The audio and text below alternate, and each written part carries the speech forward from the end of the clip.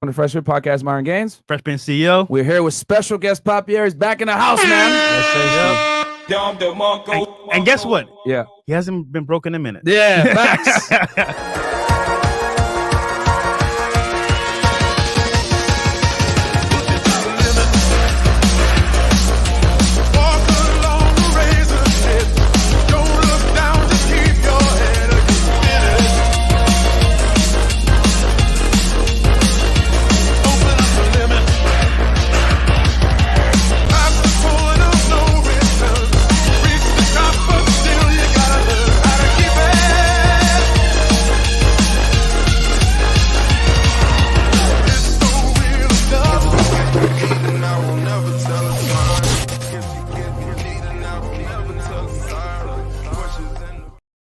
Hey, what up, guys? Welcome to Fresh Fit Podcast, man. Quick announcement before we get into the interview, guys. Patreon.com/freshfit, where you guys can find all the crazy behind-the-scenes content of us kicking out annoying girls. Patreon Zoom calls, where we talk about investing in real estate, cryptocurrency, making money in general, starting a business, networking, social media, getting girls. We tell you teach you guys how to basically become a better man. Also, guys, we're also on Spotify, Google, and Apple Podcasts. Every single platform you listen to podcasts, we are on there. You can listen to us audio. Chris uploads every single morning at 5 a.m.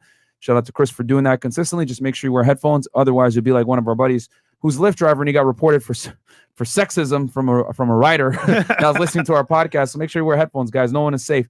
Also, get the merch. We got the Ninja Watcher shirts, hoodies in stores. Fresh Fit Podcast t-shirts, I Feel Like shirts, which you guys hear all the time, especially last night. Holy shit. But I feel like. Yeah, but I feel like. Here's the facts. But I feel like. So check that out, freshfitpodcaststore.com. Guys, we're almost 100K on that channel, guys. Almost there. Please help us get to 100,000 subscribers on Fresh Fit Clips, okay?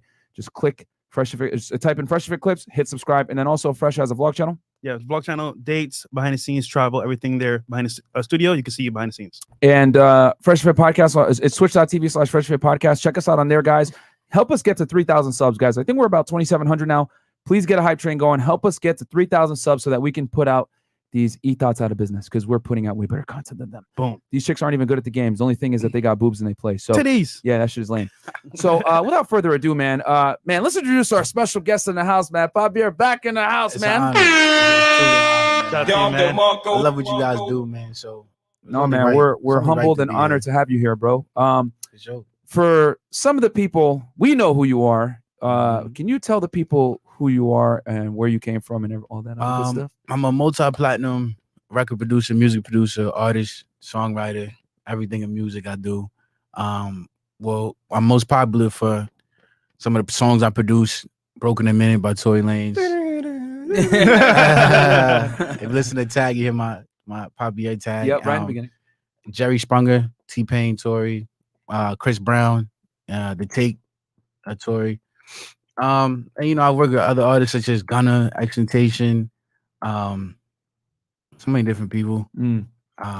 List goes on and on. Yeah, and we're definitely going to talk about your future projects as well. For sure. But you were here the other night, and we had a bunch of chicks in here, guys. I think we had like 10 girls or something. It was flooded fucking in madness, bro. A lot.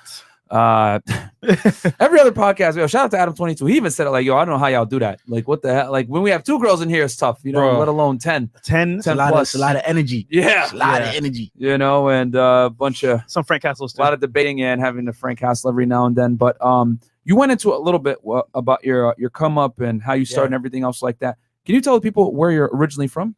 So I was born in Boston. And shout out to 617. Went to college. And then like during like grade school and stuff, my family I moved to like this city that bordered between Virginia and West Virginia called Bluefield. All right. So I spent a lot of time in there. I went to high school in Virginia and I went to high school in West Virginia.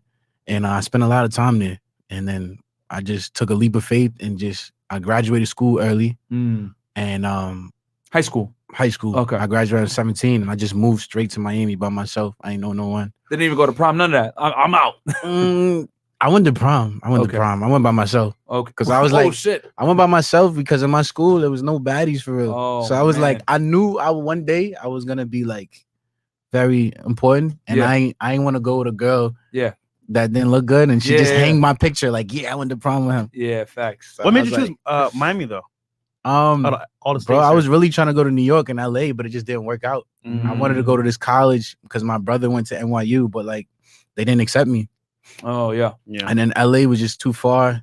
So I was like, let me go to Miami. It's good weather. Yeah. Good people, good vibes. So you graduated at 17, went to prom by yourself. You said, man, I ain't taking none of these wildebeests. You know what I'm saying? I was the coolest person there. Okay. Was it a diverse like school? Was it it was not diverse. It was just white and black. Just white and black. Nothing and else. And you have few mixed kids, but that's why I want to get out. It was a small town. Yeah. And I felt like there's only something. It's just like, that theory about like a shark only grows as big as its tank. Yeah. That's how I felt, bro. I feel like in order for me to expand, I needed to get out of my hometown and just rise. And I wasn't scared. I was like just fearless. I thought like, I thought as soon as I come to Miami, I was gonna blow up, but it didn't work like that. It's funny, man. Like I'm from Barbados, right? Small town. Mm-hmm. The girls I'm Haitian, by the way, Haitian and Liberian. Suck a fat. So shout out to all the Haitians out there that's watching. Shout out all my Zoes. Shout out to all my Liberians. All the Zoes, Trey man. got something to say now. He have to lick his lips to say that shit. This guy, man. For Now, real, Trey, man. every time we tell him, hey, yo, Trey, what's your take on this? Takes forever. long, bro. And then he makes a comment. I'm like, bro, sure. what the hell? And it's like one sentence, not even like 2 words. Oh, okay. Bro, it took you that long, man. But you're right though. You gotta leave your comfort zone and then free to expand and become who you really want to be. You gotta leave home, man. You have to leave home for sure. You got to learn how to be comfortable being uncomfortable. So yeah, exactly. So what year was it when you came down here? I moved to Miami at 2010. 2010. And you were how old at that? 17. 17 and 20. Yeah, 17 and 20. So I started school at 17. It was crazy because like I went to international school and like it was. So you're 28 now. I'm 28. Yes. Yeah, you're fresh as age. We're the same age, man. Yeah. Hey. Gang. Yeah. When's your birthday? October 21st. October 21st. Libras? I'm wavy. I don't believe in that. Yeah, I have my own sign. Yeah. I don't believe in that, man. I've been saying that forever, I'm bro. my own sign. I'm just wavy. That you heard sign me? shit Yo. is fucking Stupid. Money sign. bro. He's a money sign and I'm just a wave. Money sign. I There can't you go. tell y'all how many times we brought a girl on the show. Oh, I'm sorry that I'm a raging bitch. It's because I'm a it's Leo. like I'm it Aries. doesn't. I don't. Like, I I'm a personally, Mm-hmm. I don't conform to like society or somebody says these are the rules because you're born on this date and this hour because the moon and the stars and it's just like I need to take that energy and put it into doing something productive. Exactly. You feel me, bro? Like these girls literally use that as an excuse to be a terrible person, bro. Oh, I'm sorry, I'm a raging bitch. It's because I was born on February 21st, and I'm like, what? Whenever they ask you when's your birthday, I'm like, here it comes. Yeah. So nah. They so, say when girls ask me, what's your sign? I say I'm wavy. They ask you where I'm from. I say I'm out of this world. That's that Max B wave, man. Max. Wavy. Free Max B, man. I'm a big fan. Okay, I'll hit these super chats real quick, then we'll get into that transition over to Miami.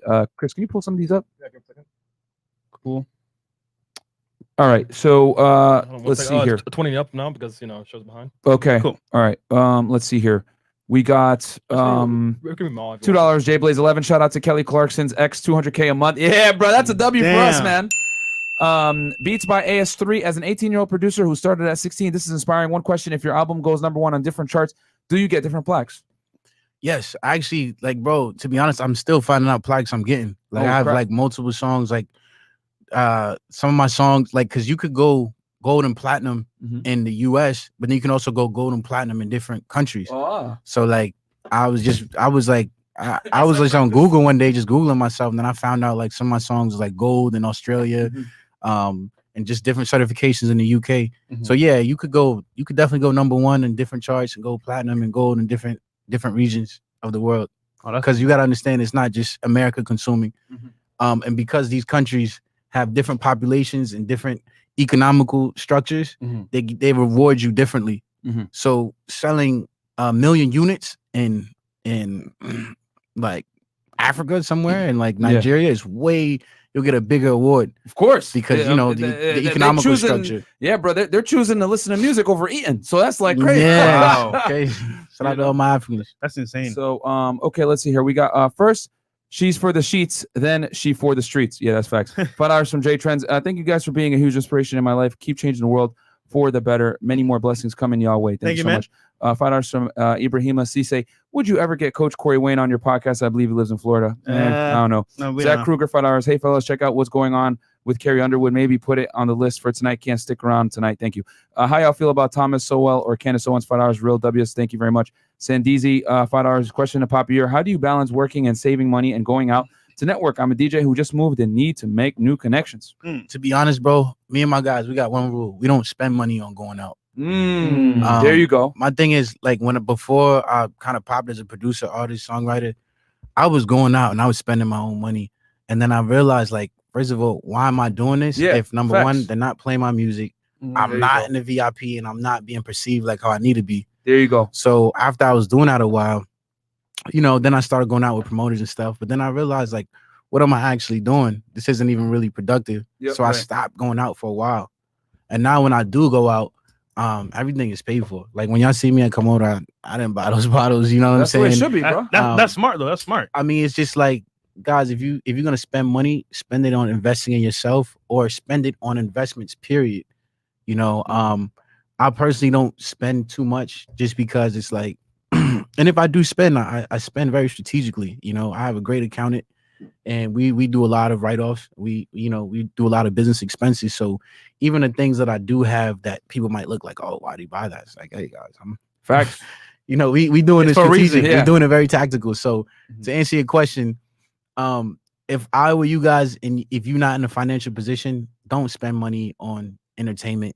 Build yourself up to where people now spending money on you to entertain. Facts. That's fun. Facts. You know what I realized though? A lot of celebrities and influencers, they get invited to tables. They don't ever pay. Yeah, it's like when you become rich, like people spend money on you. It's weird. Exactly. When your status goes up, it's like the richest people spend the least money because it's like you got to think about it. Everything is like, you know, even these condo buildings, like they be giving them these buildings to a lot of these celebrities. They be giving condos away. It's like there's so many just different things I find out. Yeah, because they want to be able to say, hey, this such and such individual lives here. You know what I'm saying? You know, it's just like, it's like when you get to a certain level, it's like everything is free. Yeah.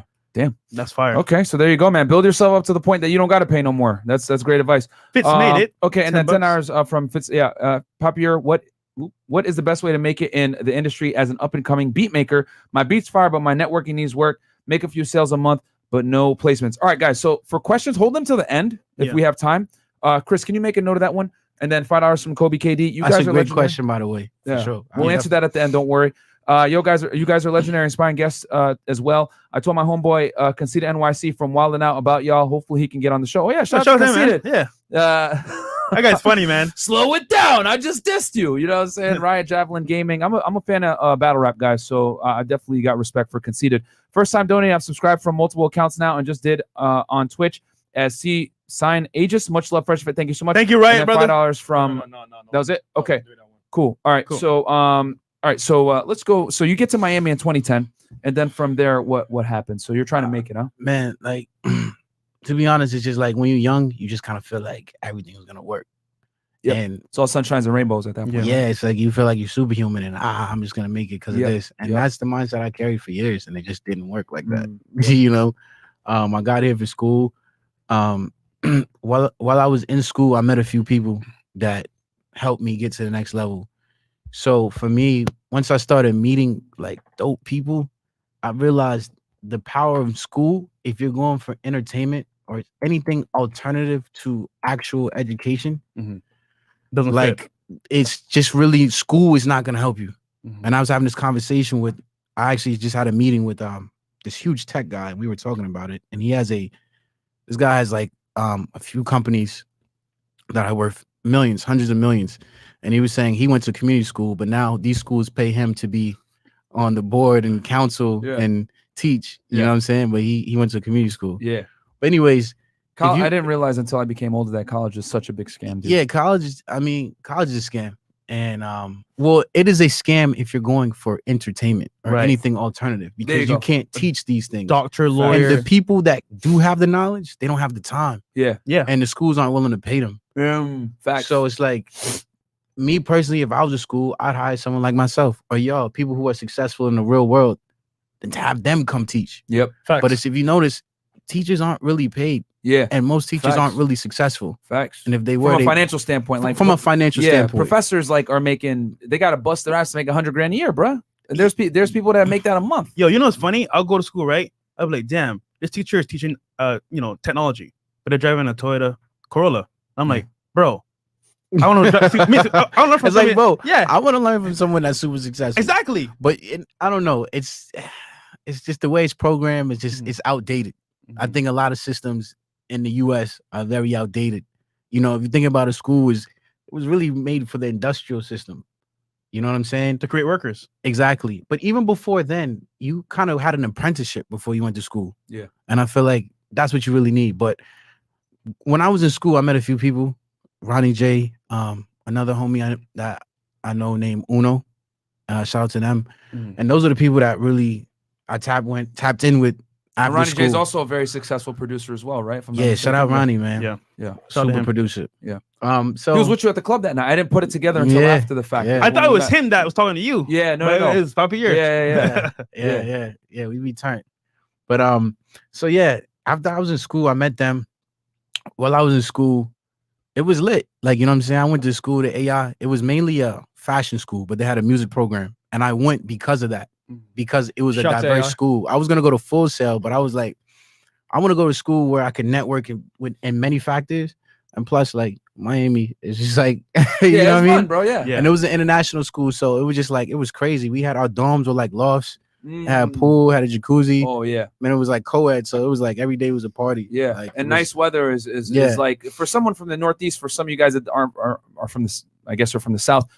Nice weather is like critical to guys like us from the Northeast, man. Like Facts. you if you're from the Northeast, you only get warm weather 2-3 months a year. So like to be able to come here and get that all year, that's worth it in itself. And then not only that, you came here in 2010. For people that don't know, Miami was just starting to blow up at that time because DJ Khaled was starting to make waves. Lil Wayne was Lil on Wayne. top of things. Rick Ross had just come out. Ace Hood was popping off. So and Florida was united. You know what I'm saying? Plies, Flow Rider, all these guys. Florida was like that united state where everyone from Miami was working with each other. Pitbull, all these guys were in each other's music videos. It was crazy collabs. And then Wayne and Baby and all these guys started buying property here in Miami. So Miami started to pop off right around 2010 to what you guys see now in 2021. So that was a good time to come. It was Yeah, just and, starting to explode. And I was gonna say I went to the same art school too. As soon as I left, that's when the music program blossomed. So it's good that you actually were able to capitalize on that so quickly. You know. Yeah, I mean, school, I used it for networking, and that was it. And then, you know, my school was like, it was an international school, so they recruited internationally, and it was probably like 9 girls to every 1 dude. So Smooth. it was crazy, and it was an international school. So they're That's going to good. Brazil, they're going to Venezuela, they're going to Cuba, they're going to Jamaica. So it was like, wow, you know. And for me, I was living in the dorms, and every day was like a party. So I realized like I kind of got to isolate myself. You know, the girls, everything, it was lit, but I realized my mission was to come to school was to be successful and to really get my career off. So I moved out of the dorms. I started locking in on my craft. I was interning. I was doing every single thing I could do to either make money or to further myself. So I remember I was interning. I was taking pictures. I was doing like an internship for a media company, and they had a bunch of DJs on there. So I was running around to different clubs taking pictures of DJs. But then I'll put the camera down and party and then meet all the artists and stuff. And I just did that for a couple years, and I graduated. And after I graduated, it was just like, I'm thinking I'm gonna blow up, but I just didn't, you know. And it was tough. That's when the real world hit me. You graduated what, like, well, you were young, so you graduated like 21? 22, 22, I think, because I was in school for like 4.5 years. Okay. So, and then the real world hit me. And then that's when, like, you know, I learned about female nature, because when I was in school, it was easy. You know, we 9 had to a, 1 ratio. yeah, it was That's good- not, that's good not odds, only, man. Not only that, you know, me and my homies, we had a high status. Like, we was the only black dudes. We was cool. We was fly. Like, you know what I'm saying? So we didn't have to spend money or do a lot for the girls to like us. Yeah. But, you know, when College game is a whole other thing. Yep. yeah, when I got out of school, it was tough, you know, because at this point now I'm in the real world. I don't have any money. I don't have many resources. The worst place to not have money is Miami, Florida. Yeah, And, bro. and then it's tough. you know, I think Miami's like on steroids when it comes to like Bro, female I say nature. that all the time, It's man. Yo, It's on the like- show. It's we like, say all the time, Miami's hypergamy on steroids. One of the man. hardest if you're not cities. successful in Miami, it could really hurt your confidence. It could hurt your personality. It could make you feel very defeated, because, you know, these girls, they come out here and they're giving the world as soon as they touch down. You know, I mean, you know, So true. it's man. like crazy, because like sometimes I might fly a girl out here, Mhm. and then, like, you know, you might kick it for a day or two, and then after that, like, she just gone. Yep. You know what I'm saying? Yeah. You might see in a Rolls Royce, a Lambo, Yep. or whatever. You know what I'm saying? Like Yeah. you just know how it goes. I live here. Bro. It's a crazy.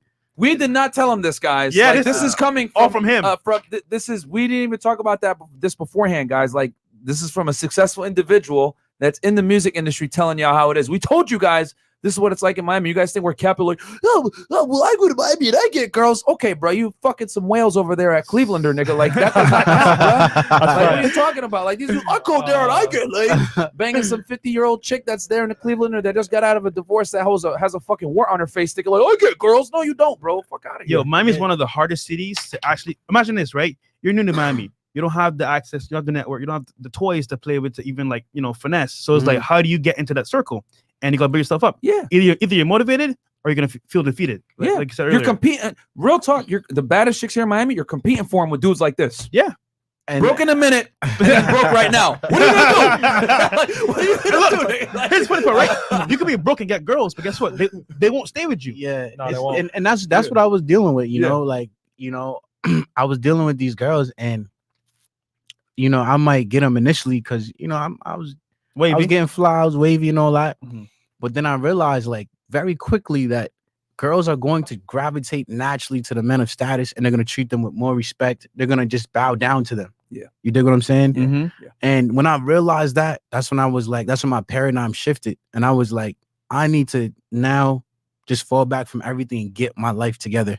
what was the wake up call for you that made you like really like learn? Like we all kind of know female nature, but everyone gets to that aha moment in their life, and they say, I feel like awakening. Merch. I feel like every player get their heart broken.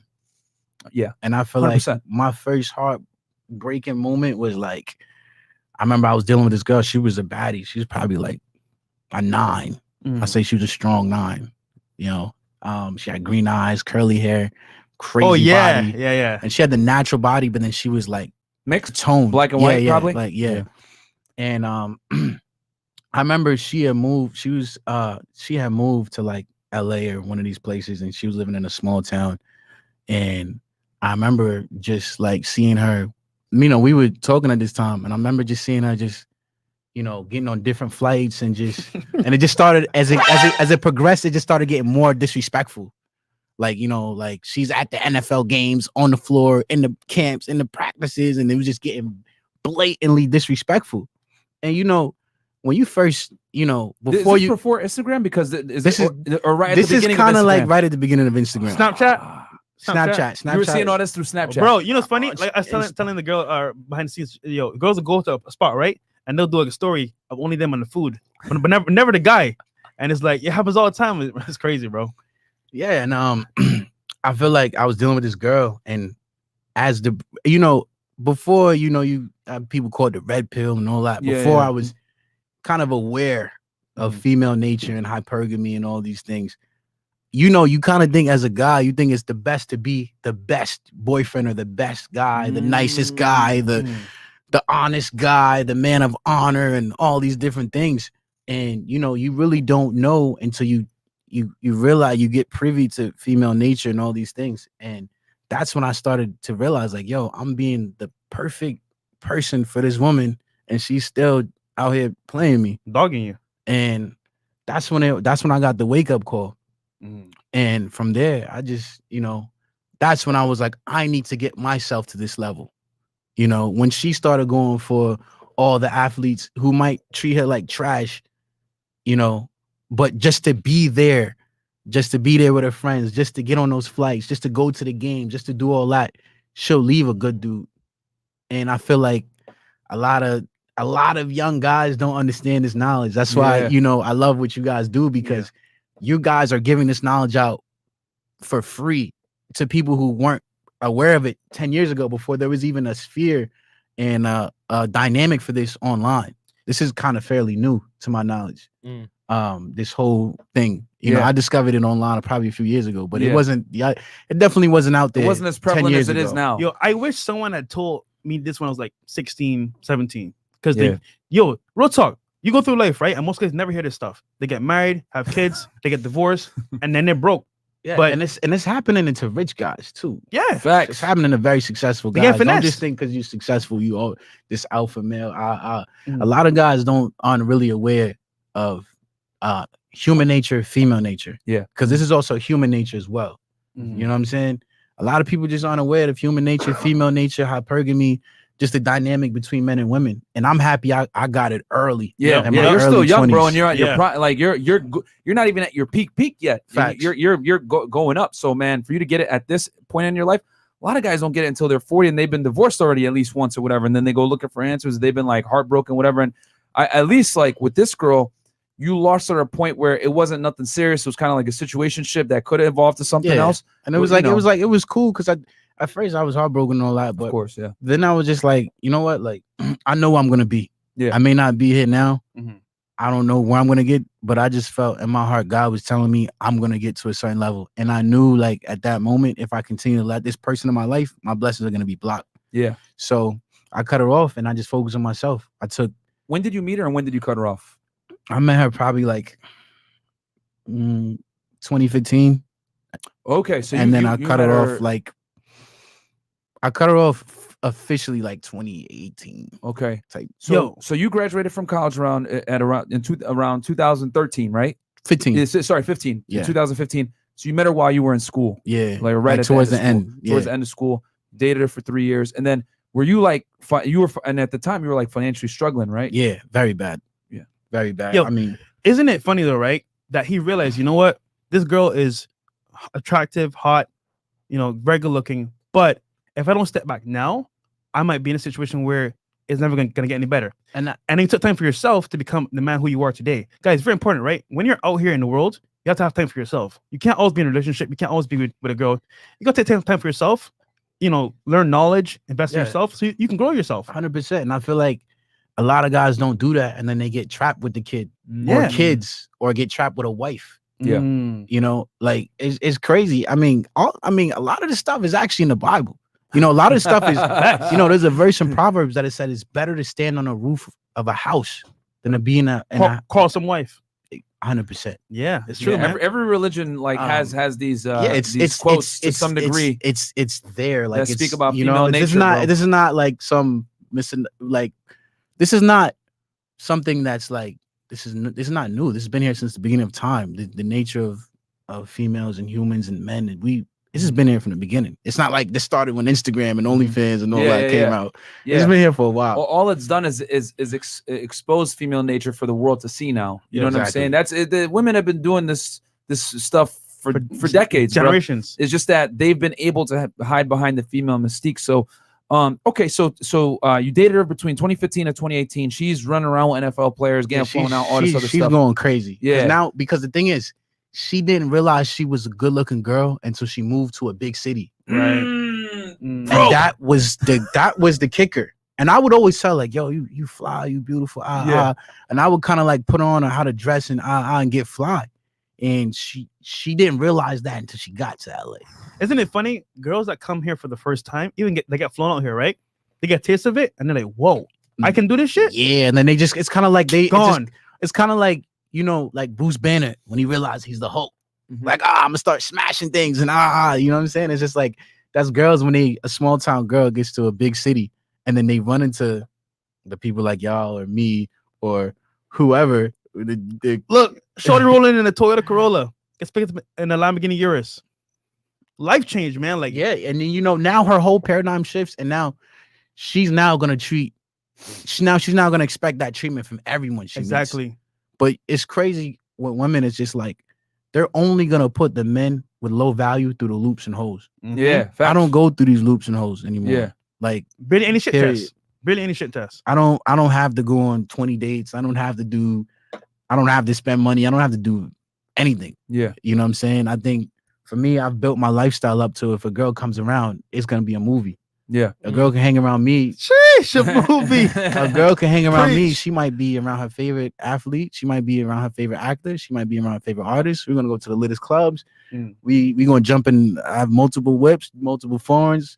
I have a crazy crib on the water. Like she's gonna live a lifestyle. Mhm. So for me, I create my lifestyle to where it's just like the values when she comes in is just like, oh wow. Yeah. You know what I'm saying? I could never get this where I'm at. Yeah. You know what I'm And, saying? But I built that. Yeah. But you see, know what I'm saying? he leveled up himself to a point where his lifestyle is who he is. Yep. So by default, girls come around, damn, I want to be a part of that lifestyle. And I'll do whatever it takes to be in that environment. And he's built that for himself by leveling up himself in money, mindset, and status. That's powerful, man. That's girls thirst trap with their bodies, men thirst trap with their lifestyle, bro. That's Yep. the reality. That's what it is on Instagram and whatever. You know, that's what girls want. They all want to have that, whether they want to admit it or not. They want to have that Kim Kardashian type lifestyle where they're looking good, they're in foreigns, they're eating at nice restaurants, all that other stuff. And they do anything to be able to do that, even at the expense of maybe dating a 60-year-old old dude with wrinkly balls. You know what I'm saying? They'll do it. So yeah, it's crazy. You just walk around the mall, it's just you'll be like, whoa. But nobody's really surprised. That's crazy because the culture that Miami created, you could see a dude, 80-year-old dude with like he won't even be with one. He'll be with two or three girls. He'll be with a whole gang, like buying bags, eating, and then it's just like people just they're not even gonna look the other way. Bro, I know like girls, whatever. bro. They move in groups, 2, 3, 4. They'll meet one rich guy, go with him with dinner at Komodo, Novikov, whatever. Nobu, whatever it is. Nobu. And then what happens is they'll like obviously take stories, you know, Snapchats, all Never that shit show by that themselves. Never show the nigga. But of course, they never gonna show buddy. They never gonna show. And then they go to his thugs. crib and smash, and he got paid like 2 racks. I'm like, that's crazy, bro. It's crazy. I mean, it's a you know, not even just in Miami. I think because of Instagram, it changed the whole dating game. Period. Yeah. When I first got here in Miami, there was no Instagram. Yeah. Like I was saying, you could be a cool dude, and you know, a girl might just like you because you're a cool dude. facts. But now it's kind of like you gotta have everything. Yeah, you really And this do. is I feel like Instagram has made dating unrealistic. I just think because you know when you're on Instagram, you're your own personal PR agent. Of course. You know, Mhm. so you're showing the highlights of your life. Yeah. No one gets on Instagram and shows the lowlights or the struggles. Yeah. Everyone, even if it's you not live that life, you know what I'm saying? Yeah. And people do it for the gram, and now it creates these unrealistic expectations, but not just women. I mean, for both sides, because now it's just like you know, I might be with a girl and I notice her body's not perfect, and now I'm subconsciously like, yo, what's wrong with your body? Yeah. But that's because I've just been with so many different girls that just have the perfect, you know, Shape. BBL and and it's just like, yo, I'm like, yo, what's wrong with me? Like, Yeah. you know what I'm saying? Like, you know what I mean? Like, and it's just like, you know, the way we are in this generation is just like, you know, we're very jaded, we're very superficial, we're very artificial, we're very unrealistic, and we've created this society and young people of just madness, and we're all just trying to navigate. You know what I'm saying? Very true. But I feel like the best way as a man you can navigate is self-improvement. Yeah. Yep. It's the only way now. And Only prove way. yourself to the way you undeniable. Yeah. You know what I'm saying? If a girl don't like me, it's because she maybe physically don't like me, but Yeah. it's not gonna be because I can't provide the resources or the lifestyle, all the ancillary things that come with. You know what I'm saying? And if you got enough money and clout, bro, no matter how ugly you are, you're gonna get chicks. nah, bro. of course, of like, course. like that's the one thing about the benefit of being a man is if you really, really work on yourself to another level, you can get the baddest chicks, even if you're not necessarily the best looking guy, just off your Shout out to status. I mean, alone. just like we were saying, you got these 60-year-old dudes, 70, 80, that's with all these chicks. You know what I'm saying? Look, you might not get them all, but you're gonna get the ones that come to you. 100%. So and the other it don't thing matter. too, you mentioned like once she figured out her value. The thing about Miami is a lot of girls come here to kind of test their value, to see what they can get out of it, whatever. Because they'll see their homegirl come here that's not even attractive, and 2 days later She she's on a riding yacht. around on yacht. She got She's the Byron stars in the The roof. story She of got the the girl from Moxie's. You want to tell them the story of the girl from Moxie's? The one that the night Oh that you yeah, pulled. yeah, cold approach. we were wait, the one that I called approach or which one? Yeah, the one that you smashed. Oh yeah. Okay, so this girl, she had just moved here. She was attractive, bro. She was like She's 8, bad, 9. bro. She's like 8, 9. She was like Asian and some Spanish or whatever, and Native American. Either way, she had just I met her here in Brickell, and she had just moved here from Jacksonville, and we all know Jacksonville is not lit like Miami at all. You know what I'm It's a saying? dub. Not at all. Man, Jacksonville's trash. You took her to I'm just gonna Komodo. say it. No, No, I didn't. Komodo. I just took her out for drinks, but check this out. So like, we met up. I set up the date right away, right? Because we always like, you know, as soon as we meet her, get the date. That's how we run it, right? So Yep. I end up hooking up with her, whatever. She goes and does a bartending gig, Labor Day weekend, bro. Right? After that, she and everything was good and dandy, all that other stuff. After she did that bartending thing at that weekend, she started acting funny. You know And what? I was Right? like, and I knew right away. I was like, bro, she probably met some millionaires. She probably met some athletes. Whatever it is, what it is. It's a dub. It's now. over. You gotta You gotta get the girl just right at the gotta throw it beginning. to the game, bro. Yeah, Like you yeah, just throw yeah. it to the streets, throw it to the game. It is what it is. Yeah. Like, you know what I'm saying? And I mean, I think for me, I've been on both sides. Yeah. I've been the broke dude, and I've been me right now. And all I can tell all the guys out there, just work on yourself, bro. Work on yourself to the point where you're undeniable. Facts. Yeah. You cannot be denied. And accept the fact that girls, you will lose your girl to other guys, bro. Like, it is what it is. Like, I knew when she went to that thing, I was like, yeah, Labor Day weekend, she doing a bartending event like on the water in Miami Beach somewhere. I was like, yeah, she probably met some dudes, whatever. She started acting funny style after that. And her roommate was a sugar baby. So I already knew what type of time these types of girls were on, bro. So like, you can't get mad. It's not, she ain't yours. It's just your turn, bro. It is what it is. Look, if you're 100%. broke, right, bro? If you're coming up, girls might curve you. That's fine. Love yourself up to a point where like you know what? You're more value than what she expects. So that when she comes to you, it's like, okay, you know what? This guy is who I want to be with. And then on top of that, it's just like, for me, I'm just so like, I feel like girls like me because I really don't care. And I'm really willing. And I'm really willing to cut them off for any little thing. I could be texting a girl and she might just say something that I don't like, and it's over.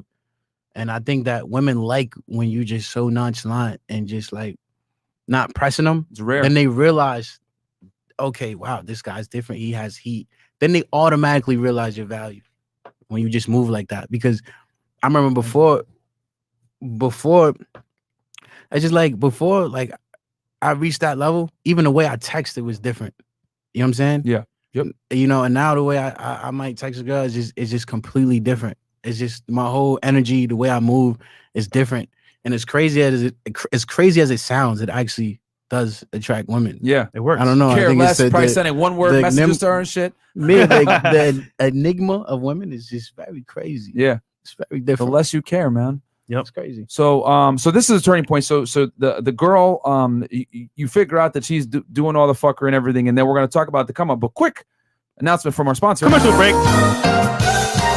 Tiege Hanley. This episode is brought to you guys by Tiege Hanley, one of the best skincare companies ever. That I've been using myself since 2018. If you want to get clear, attractive skin, use Tiege Hanley, motherfuckers. You want to tell them about what's in the box, man? So yeah, man. So Myron put me onto this product called Tiege Hanley. Make sure to give me a pack too, man. Oh, we got you, bro. I need a Tiege Hanley pack too. If it's that good, give me some of that thing. So guys, if you know, right, our first video. Why the fuck you lying?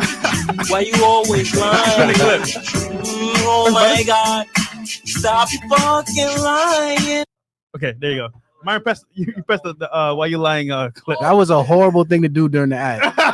I'm not gonna lie. That was like the worst thing you could have done. Why the fuck you lying? Why the fuck you?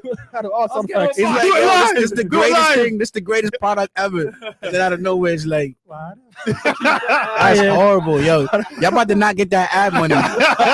Don't blame it on me. That's funny, doing my job. But no, crazy. Real talk, man.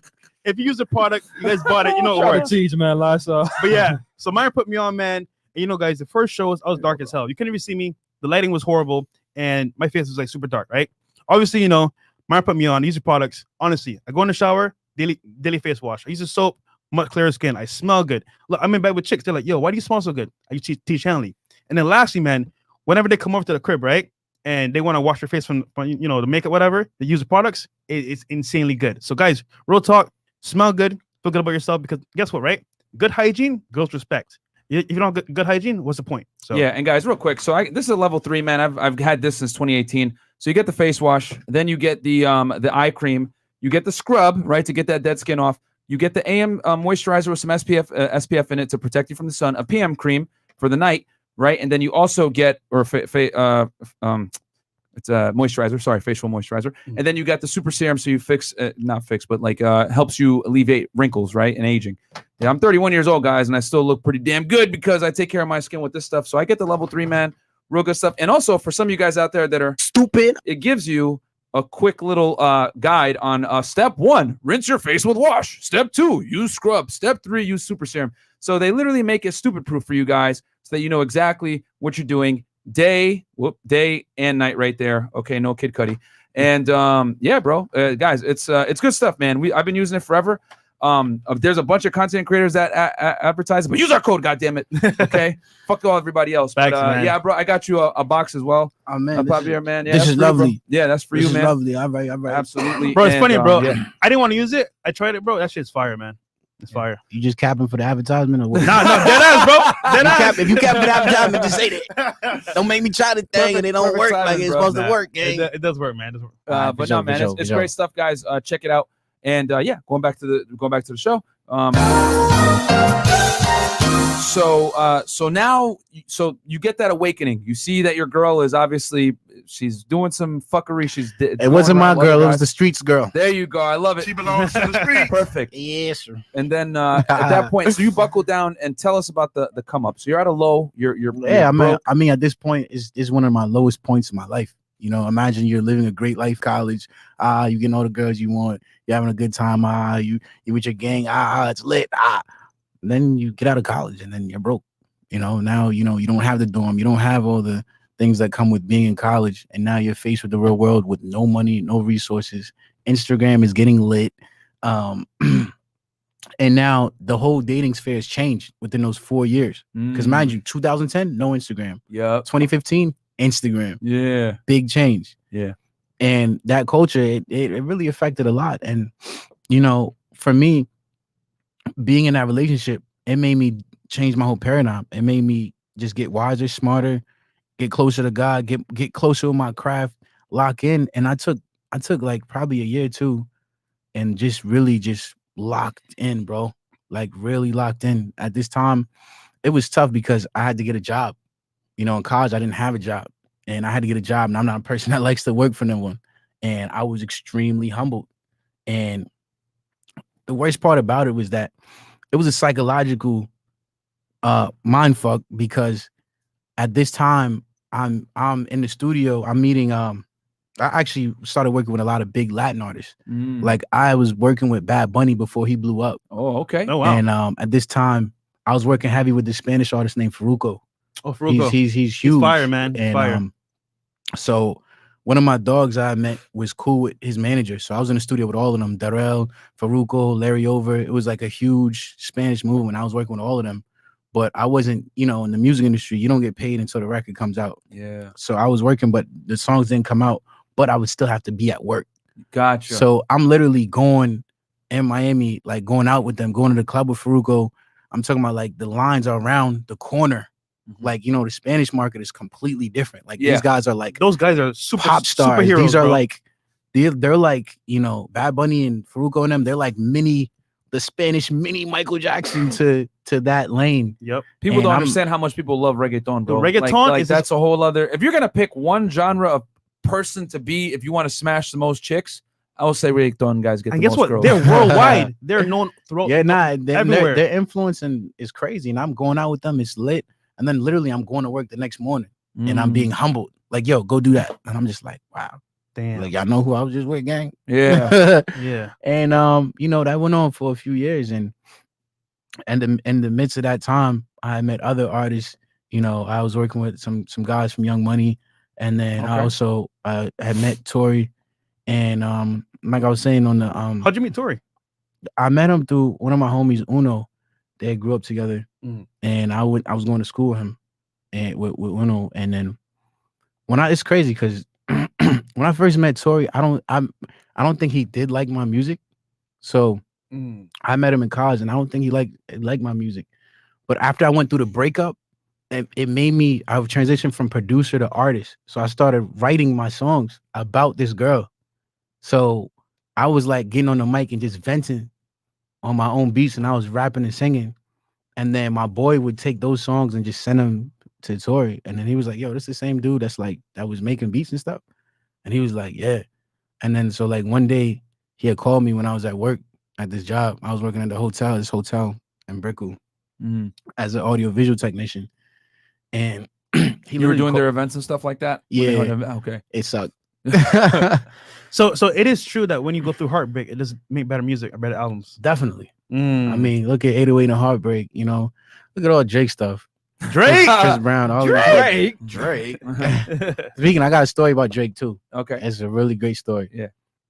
So after that, I'm now making my own music, transitioning from producer to artist. And now I'm venting. Like I'm going off. Like you could feel the pain. It was a very painful time, getting your heart broken for the first time. And especially the way it happened. And now Tory's hearing this music and he's like, whoa. And then I remember he called me. I was at work and I literally went in the corner to talk to him. And he was like, yo, bro, like your music is hot. When I come off this tour, let's get in the studio.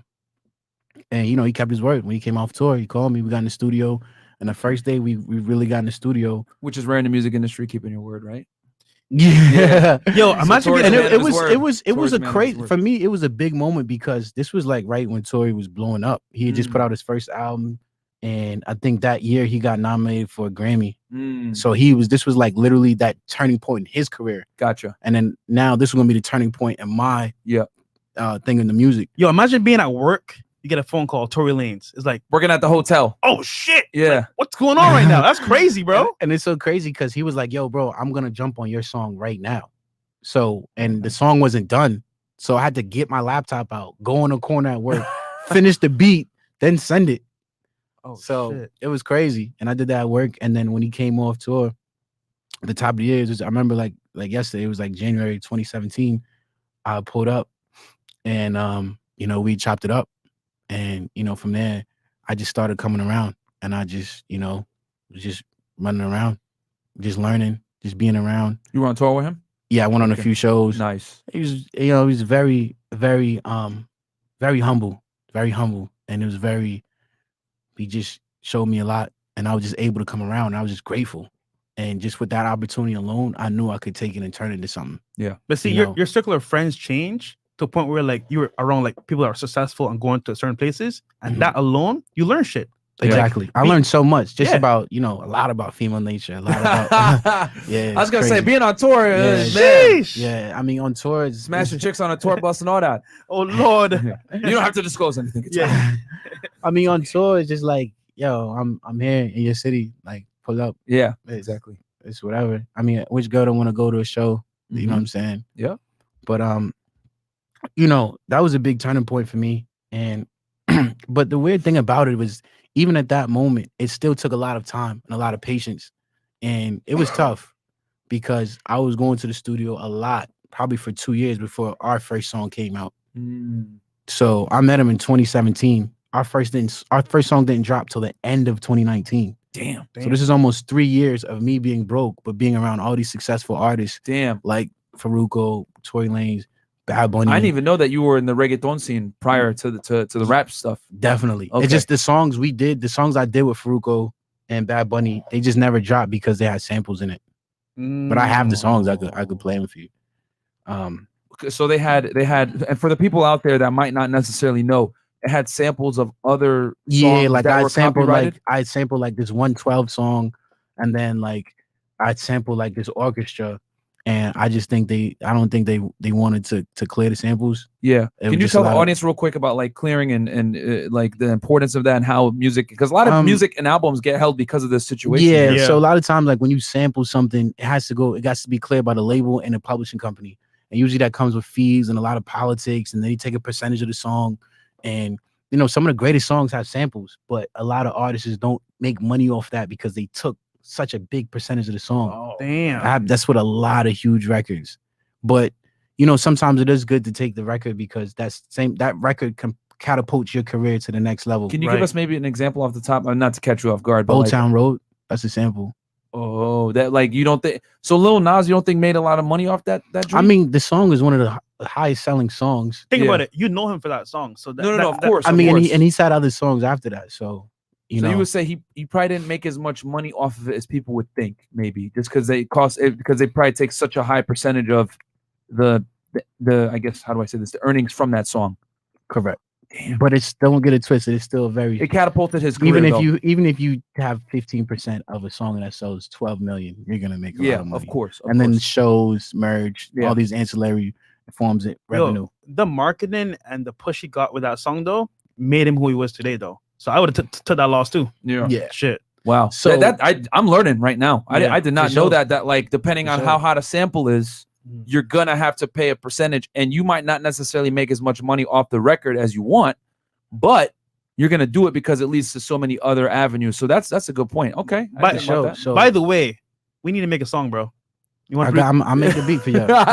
I'm dead ass. We'll go viral. I'm dead ass. What's it gonna be called? The stuttering Who's gonna song? be singing? Who's gonna sing? Who's Listen, gonna rap? bro. Listen, man. I That's can do the messed hook. up, gang. I can do the hook, bro. You can do the hook. We'll do a record. Yeah, We'll do a record. I'm dead ass, bro. I guess You guys, it'll be. I think it'll be big, bro. Think about it, right? You could do like a make compilation songs. album. they're gonna talk. We're gonna have to No, talk think about smack it, right? about female nature. Your favorite YouTuber, what does he do? A song. What happens? It pops off. KSI, Logan Paul, DDG, Jake Paul, DDG. DDG going crazy. DDG, Listen, yeah. man, like we could do a song, bro. Damn. Come on now. All right. I guess we're gonna become rappers now. All right. Hey, y'all heard it Converted first. us. I made them. I'm about to make them even more viral. And y'all are already viral. There you go, man. Let's do Nah, it. shout out to Fresh and Fit. real, So man. where we at?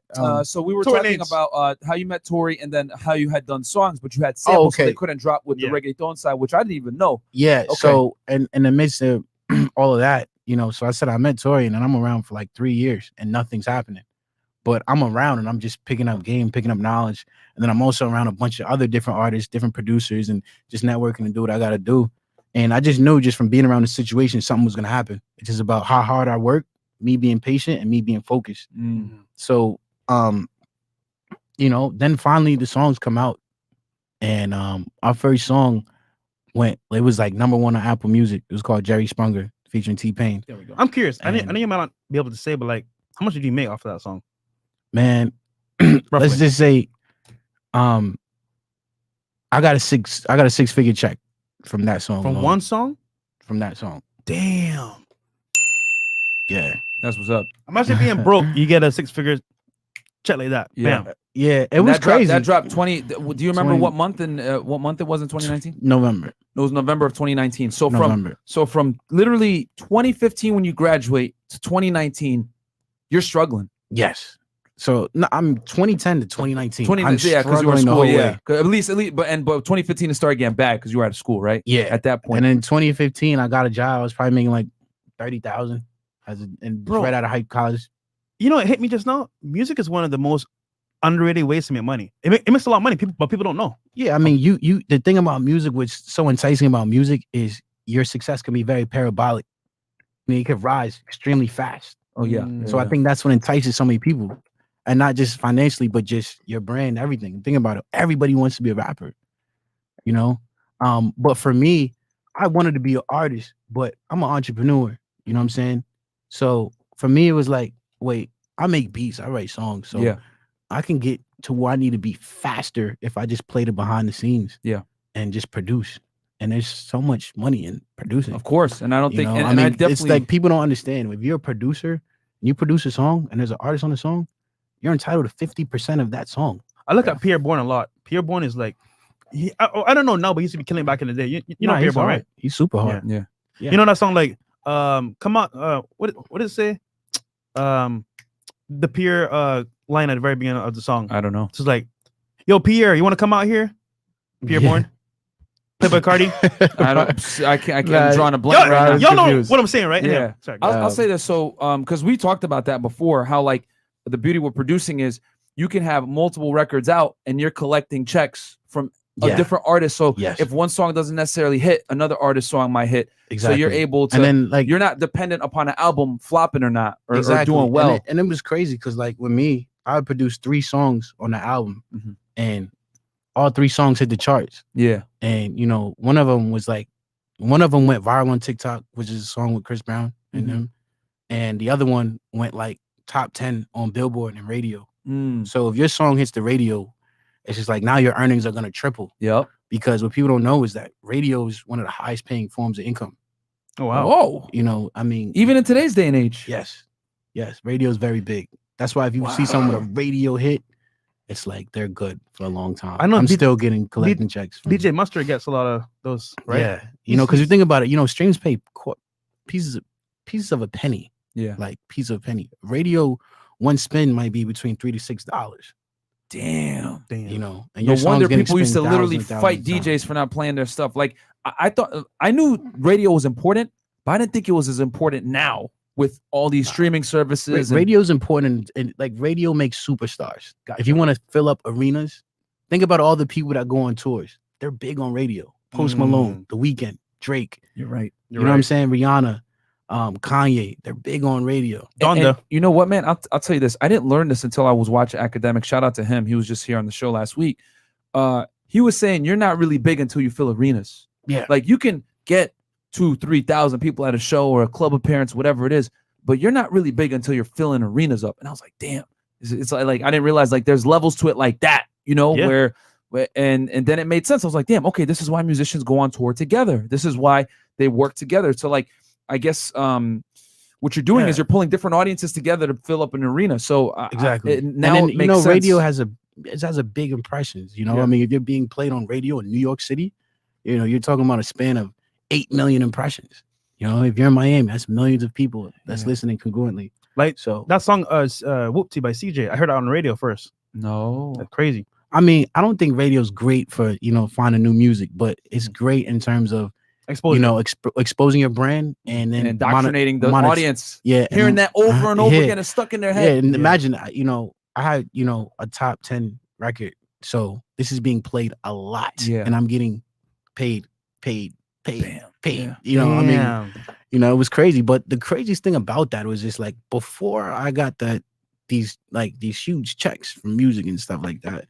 I was really broke, bro. I wanted to go back to that because you told me about how you were sleeping on the floor, dude. Yeah, I was sleeping on the floor. Can you tell the people about like sleeping my on boy the floor? My boy was sleeping on all that. My boy was sleeping on the floor too. Like he was actually sleeping in my crib. You know what I'm saying? We was all. It was like one crib of just like it was my crib, and then I had like 4 or 5 other people living there, and like it was Here in crazy. Miami. Yeah. Was it downtown? Where were you at?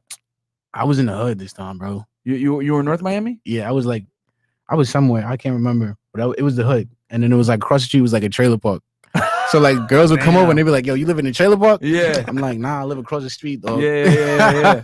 So, but it was a humble time, man. And you know, those times, you know, everybody that was in that house made something of themselves in that apartment. Right. It was a 1-bedroom apartment. Yep. I had the room, and then everybody else was like on the floor and different, you know, and we were just all hustling, you know, and we all came out of there and made a way for ourselves. And after that, I remember right before, no, after that I had moved. I moved to like a different condo, and you know, I would just find different ways to make money, and I was, you know, it was working, but then there'd be times I was struggling. Yeah. And right about up until that album came out, I was struggling really bad to the point where I fell 2 months behind on my rent. You had a Mercedes too, right? I did. Yeah. Because I was working before then. Can you tell the people how, like, why you bought it, why you had it, and why'd you put yourself up in a penthouse? Well, like I bought it. I bought it because, you know, at the time I was working. I could really afford it. I was working. I had this job, whatever, and then I just quit. You know, and after I quit the job so I could put my all into music. Yeah. I knew like it wasn't gonna work if I just put 20% or 50%. You know, because I was coming from the studio 2 in the morning, 3 in the morning, then getting up and going to work at 6 a.m. And I'm working 14 hours. Damn. By the time I get home after traffic, you know, of course, you shower, you do all of that. It's probably like 10 o'clock. Then I'm making beats till probably like 12, 1 a.m. Then I'm getting up at 5, 6 a.m. to go to work. And I'm doing this every day. Yeah. I'm in the hotel industry. It's 24/7, 7 days a week. Of course. So I'd probably go some days 14 days without a day off. And I'm doing the same routine. Damn. So I knew that I couldn't keep up that routine. So if I really wanted to make it in the music industry, of course. So at that time, I just quit my job. And, you know, but I still had the things of when I was working, which was the Benz and all of that. And the apartment. But, you know, as an entrepreneur. You used it as motivation, right? Yeah. For me, it was motivation. I ain't gonna lie to you, bro. Like, even buying a sports car or just living in a nice area, that by itself is going to push you. You're manifesting, you know what? If I'm not going to be able to, you know, make this long term, I'm going to make it in the future, at least somewhere or form of fashion, because you're doing it right now. And in the moment, you're like, damn, I'm struggling, but I'm make that change. And I'm also a person like, I got to wake up every day motivated, bro. Right. Yeah. Like waking up in the hood is not motivating. You know what I'm saying? Yeah. Waking up in a beat up car is not motivating. So I just held on. And I was just hustling. I was making different. I'm a hustler. I'm always going to make it work. You could start me right again at the ground zero, and I'm going to find a way at the top. Is that why producers travel to like countries like are beautiful in like a condo or villa and just like sit there and write? For sure, because it's a vibe. You gotta get your vibe right. You know, and lifestyle. You know, that's why I'm in Miami. I love the lifestyle. I love the vibes. You know what I'm saying? I'm sure that's why y'all here too. It's crazy. Hell yeah, let's get it. But best cities be. But right before the album drop, I was really broke, man. You know, because I quit my job. You know, I'm selling beats online. I'm literally doing everything I could do to make money. Yeah. And I remember right before the album drop, I was like 2 months behind on everything. I remember I hit my pops. I was like, yo, pops, bro, like, it's good, man. Like, I need some help. And he was like, yo, I don't got it. To my mom, I don't got it. No one got it. And, you know, those were probably the only people I was going to hit. I wasn't going to hit anyone else. And then, you know, I think I just sent a text to my landlord, like, yo, give me till this date. I'm going to have it. And I think the album came out. Album went number 1. The song went number 1 on Apple Music. Both of the songs I produced was like top 10, top 20 on Billboard. Which is a big fucking deal to make it on Billboard, man. Big deal. And then all the songs I produced and went on, the 3 songs I produced on that album went on Billboard. And from there, it was literally I'm broke to now I'm at Grammy parties with Rihanna. Shout out to Rihanna. I'm at a party with Drake. I'm literally, you know, I'm in an Uber. I'm hearing my song on the radio in the Uber. Then I'm walking in the club. My song's in the club. You know what I'm saying? Then I'm, you know, walking around with, you know, and TMZ's pulling up on us. It was crazy. It was literally like this, bro. Tell us the Drake story. Yeah, I was about to say Drake. Shout out Drake, man. Drake is so cool. I remember I went to a private Drake party here in Miami, and I pulled up. It was me and Tori, and hey, Drake is so interesting, bro. Like he literally came up to me and shook my hand. I wasn't even expecting that. And he shook everyone's hand that walked in because like at a Drake party, it's only gonna be people he knows. I was gonna say. So it's just literally all girls and then just people he knows. And then I was just watching him, bro. You know, he shook my hand and then, you know, I was like, man, this dude's pretty humble. He's pretty cool. I didn't expect that. And I was just watching. That was cool. Like, you know, and like the thing about Drake is like he wasn't even paying attention to the girls. Like I've heard that before too, bro. And all the girls, like he could literally move here and then there's like a big group of girls move there with him. It's like, you know, and that's when I really saw it for crazy up close, like female nature. Like, you know what I'm saying? Yeah. He's literally just talking to his homies. He's not even engaging with the girls. I don't even think he's looking at them. He doesn't. And everywhere he goes, they're just glued on him. They're not even doing nothing. The girls aren't even talking amongst themselves. They're just all focused on him. Yeah. Then I was like, nah, this is different. Yeah. It's a different level of, you know, and it's funny too because people don't know because we have a lot of viewers here that might not understand about like these types of parties. Guys, you got to understand like with certain types of celebrities, the chicks got to go in, they got to sign NDAs, they get their phones taken, they can't, you know what I'm saying? And it's very exclusive. And with Drake, you ain't gonna get invited to something like that unless you're connected to some degree. Yeah, and like even the dudes, it was especially like the dudes, yeah, it was just us. Yeah, you know, it's like literally, you know, just his camp and then a few of us, and it was just like, I was like, wow, and I was just seeing like how he moves, and I was like, yo, this is different. Yeah, crazy. Like the way the girls were treating him was like, all right, cool. This is how I need to move. Yeah. And it's crazy because he didn't care about them, but then they cared about him. Like, it's indifference, man. He's indifferent to them. You know what I'm saying? Yeah. And I don't know, it's crazy, man. That's wild, man. That's a dream right there, bro. You know what I'm saying? When basically, girl, you just show up and they're just like the girls are like coming correct because it is so rare for women to like fight for a guy. Like I'll argue that some girls might go their entire lifetime and not come across a guy like that in their lifetime that they're gonna have to actually compete for. Most of the time, girls are used to being competed for. So it's just like, but it's just like, you know, you don't have to be Drake for girls to treat you like that. Facts. No, you don't. You really don't. You could just be someone who really has his stuff together. Yeah. Who's getting to the money and has a decent status. Yep. You know what I'm saying? And girls will flock to you. Facts. You know what I'm saying? Like, I think for me, it was different. Like when Broken a Minute came out, it was crazy. I think that day I probably got like 200-300 DMs. And damn, a lot of it 200-300. Yeah, definitely 100. Like, and like literally every time that song would play in a club, girls are tagging me. They working out, they tagging me. So now the girls, they're not messaging me, they're tagging me. Now this is how they're approaching me now. And it was just like, now I got to see, okay, now my status is going up. Now the girls is treating me really different. There you go. So now, you know, they come around me, I'm just chilling. But now they come around me and they're like, oh, this is the dude that made Broken a Minute. He made this for that and that and this for that. And now they're having a story. You know what I'm saying? You got to be that guy that girls have a story about to tell their girls. Of course. And but you have to build yourself to that level. The difference is being successful is not an impossible thing. You get what I'm saying? I think people make success like, it's impossible to be successful as this. The only thing about success as a man is that it takes time. Yeah, facts. Takes time. Most men are not willing to put the 10 years that I put in There you go. and delay that 10 years of gratification. Bang. We're in a microwave society.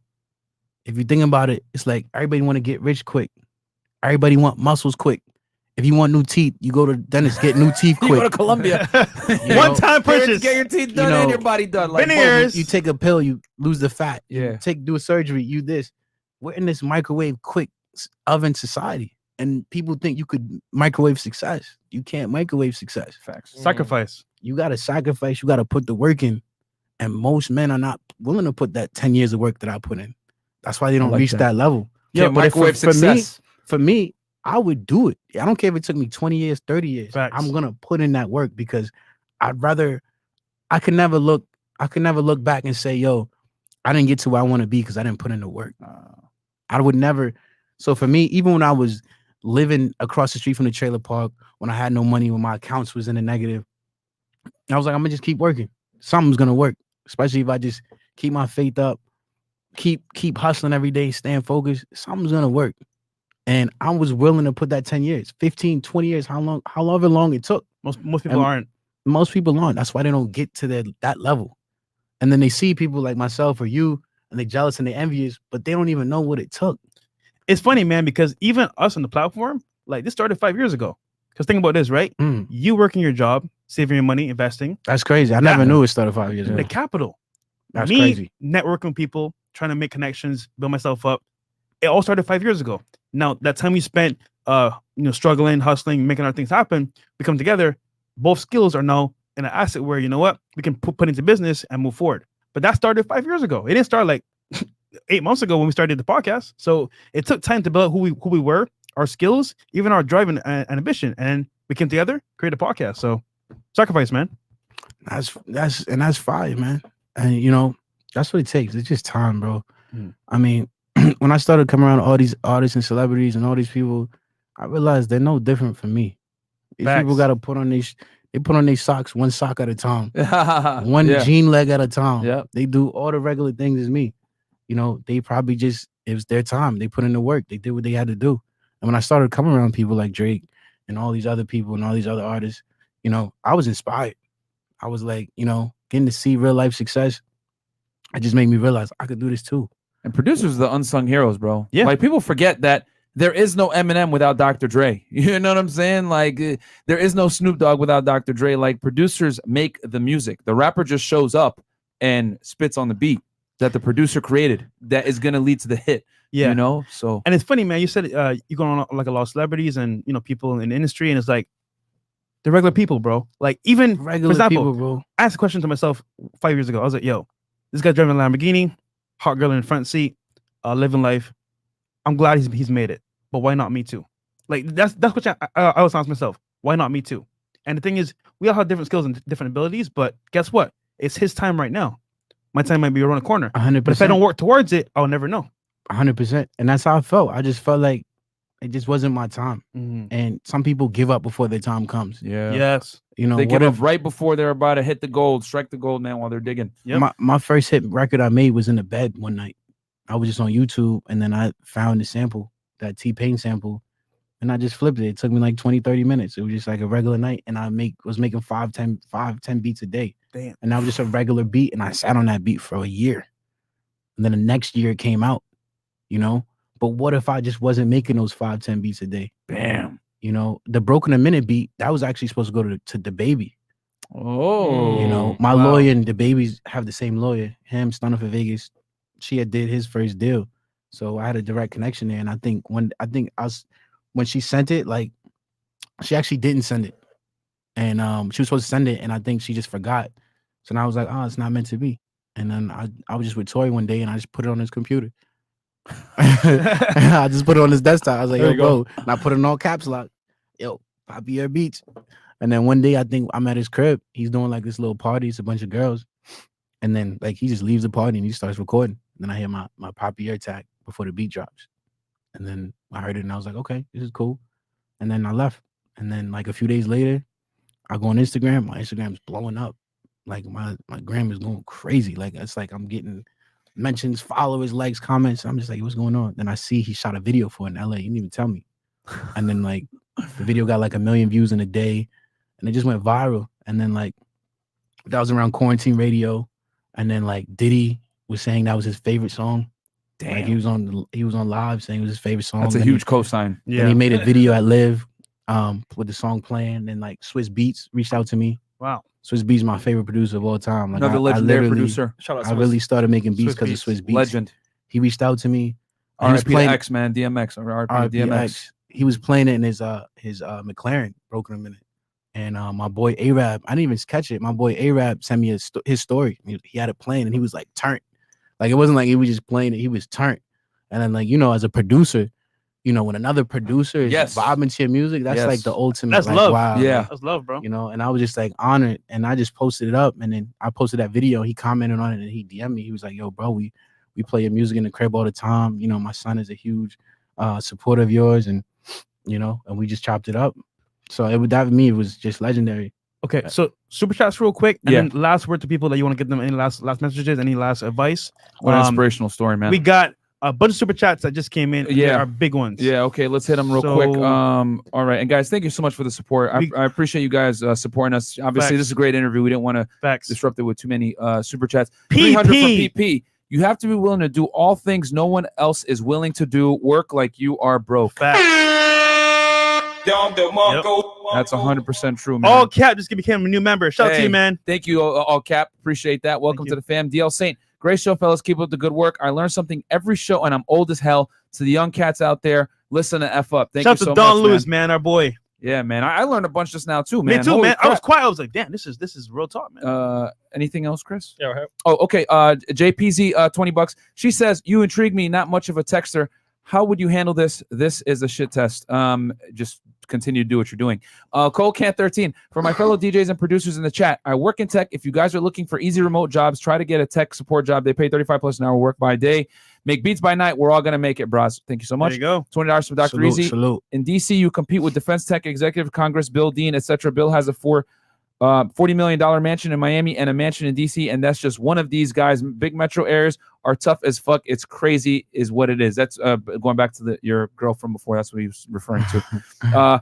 The fantastic Fresh Fit, Chris and Trey. I think Fantastic Four means keep up the work, fellas. I respect your come up at Papiyerr. Hey, yeah, shout There out. you go. shout out. Respect, bro. Love. And then $20 from Keith Moore. Fresh Fit, you guys have helped me get back the confidence I once had, and it feels so good. Keep preaching the truth about what the world is like for men. So glad I found you guys. Never allow the cap. Exercise the thoughts. Exercise the thoughts. Trade. It means exorcism. Okay. So, Papiyerr, Talk to me. where can they find you? And then give them one last piece of advice to be successful in your own eyes. You can find me on Instagram, Papiyerr, Papiyerr. His links are below, guys. Down below. Just follow me, and like I said this last episode, I'm always looking for new talent, new people to work with. I'm not like one of those guys that's like, you gotta be like super lit for me to work with. Yeah. I just feel like if you're dope, you're dope. Yep. You don't have to have 1 million followers, bro. Just be dope. If you dope, I'm gonna work with you. Like I said, I'm signing my first producer. His name is Raja, and I found him on Instagram. Damn. He was just like one of those people that was constantly like spamming me. Nice. Like he was sending some fire through, and he had did the song I have with Chris Brown and Tori called "The Take." Okay. He co-produced it with me. Oh, nice. Is he from And, the one from France or Canada or something like that? He's from Calgary, Calgary, Canada. Shout out to Canada. Canada, Shout man. out Canada. And just like that through Instagram, he got a life-changing opportunity. Yeah. He's Tori's now- Canadian, so is Drake. and There you you know go. now he's a platinum producer and a Billboard chart-topping producer. Bam. And that's just from Instagram. So Networking, man. all the producers, artists, and songwriters that are watching it, just shoot me a DM, or and let's work. There you go. That's what's up. Let's get it. Let's make some hits. Let's get it. And I got it. Can you tell us about your future projects? What you got coming up? I got my first album coming up Hey, for sure. next month, right? Yeah. I got some Alright. dope artists on there. Shout out Roy Woods, from the OVO camp. Canada again. I got him on the intro, and then I got also a verse from Tori. Nice. And the name of the album is called "How I Got Over Her." And the album's actually about that girl. Hey. Fire, man. Fuego. She been blowing So- your phone in a bit. She What said happened to what? that girl? Well, we'll finish. Tell us what's sorry, your projects, and then what happened to her, because I think we know what. kind of somewhat happened to her, but For sure. Yeah, so I got that going on. Then I got a bunch of music that's dropping. I'm working with pretty much all the hottest artists. Yeah. And 42 Doug, Gunna, yeah, everybody. yeah, for sure. I got a lot of music coming out as a producer and as an artist. So it's about to be lit summer. So what happened to that girl? The girl. The If you could tell girl, us. bro, she was relentless in hitting me up. I blocked her in 2018 on my phone and in my gram. God dang. And I think one day I just unblocked her. Just to see, right? And then she just like relentlessly was calling me and texting me. I think one day I picked up. Okay. And the day I picked up, I found out she was pregnant. Ooh. But like Shaggy, it wasn't me. Hey! Dodge that Get bullet. the last laugh, man. And Oh God. so you know, I think periodically, you know, I'm a cool dude. You know, although she did all that, I never had any spite in my heart. You know, No, I got spite for you. Fuck that. Look that shit. And you I'm know out. what's crazy is that, you know, I got the last laugh in the end because she worked in the club and, you know, she would constantly hear my music.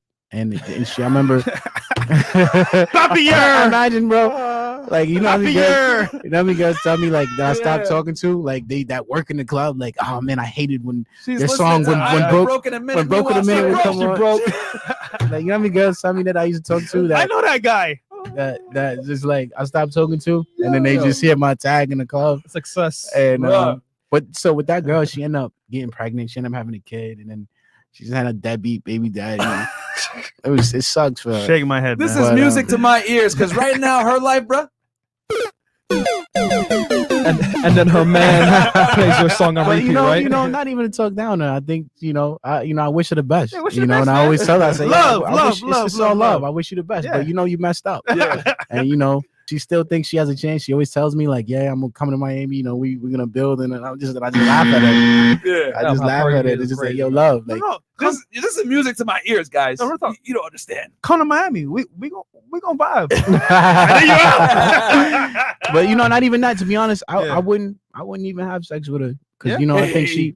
she got a bad energy. You know, I think like you know once you transgress to a certain level, it's not just about having sex with all these Facts. girls. It's just about Facts. it's about really just protecting your energy, bro, and it's just like, you know, it's just like when you don't have something, you want it, then you get a lot of it, then you realize like, yo, It's not your time and your peace is way more important than Yeah, just banging a bunch man. of girls, bro. especially when you got your thing going on. Yeah, It's about facts. keeping that flow. The business. You know, and a lot of girls, bro, they come with a lot of weird energy, dog. That can Facts. really think in history, all the great men that were destroyed because of women.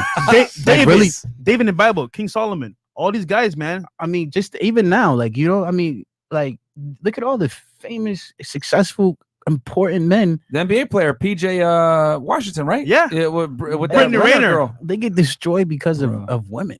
And, you know, these are great men. And, you know, they get turned into, you know, then the whole world turns on them. And this person is this because of that. And, you know, think about, you know, even the Dr. Dre situation. He's paying 3-point-some million a year. Yeah, bro. That's, you know, 300K a month. wow. And as a producer, I felt that.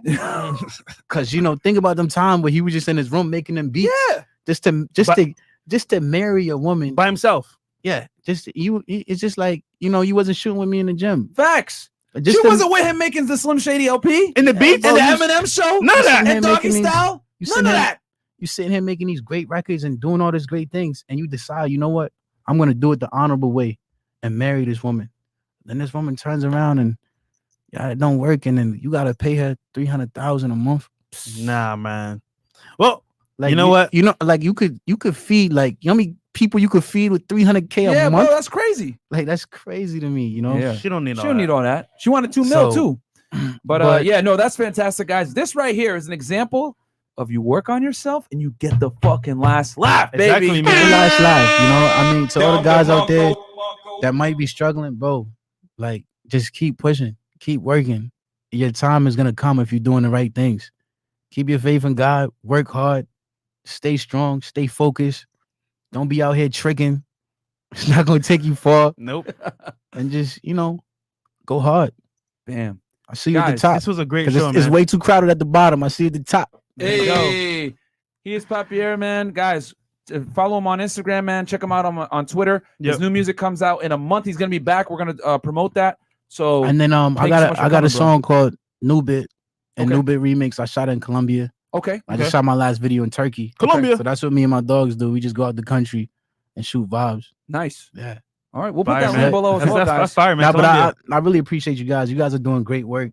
And I think you guys are bold to come out here and just really state your opinions. We're in a world where, you know, people get demonized for stating their own opinions. You know, where you're not even causing physical harm. You're just stating your opinion. And we're in a world where people are really demonizing people for doing that. And you guys are very bold for coming on here and just keeping it real. We keep going because guys like you are supporting us. Yep. So we appreciate that so much. And you guys have more fans. Thank you, man. You realize, man. And like I was telling Fresh that, you know what I mean? My producer homies was hitting me like, yo, bro, I seen you on the show. I'm a big fan. I was like, that's crazy. Damn. You guys have a lot of important people that's really tapped in, and you know, keep up the great work, man. You guys are legendary, man. Thank you, bro. Appreciate it, man. It's an honor. That's love, bro.